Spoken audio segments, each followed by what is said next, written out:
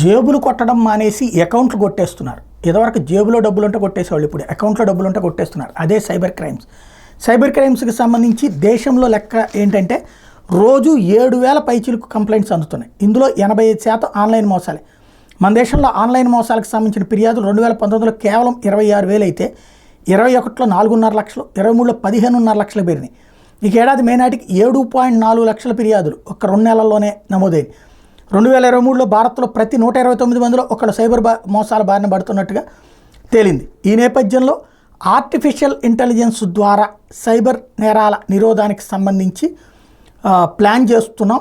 Cyber దాడులు నమోదు portal ఈ ఏడాది ఇప్పటిదాకా సగటున రోజుకి 7,000 కేసులు నమోదవుతున్నాయి. కాబట్టి సైబర్ సెక్యూరిటీ కృత్రిమ మేధ ప్రాజెక్టుల కోసం కేంద్ర హోంశాఖ కేటాయించిన భారీ నిధుల్లోని మొత్తాన్ని వెచ్చించబోతున్నారు. ఆ శాఖ ఆధీనంలో పనిచేసే భారత సైబర్ నేరాల సమన్వయ కేంద్రం I4C ఈ తరహా నేరాల మీద ఉక్కుపాదం మోపే విషయంలో నోడల్ ఏజెన్సీగా ఏర్పాటు చేయబోతున్నారు. కానీ అన్నిటికంటే ముఖ్యం సైబర్ పోలీస్ స్టేషన్లు విపరీతంగా పెంచాల్సిన అవసరం ఉంది.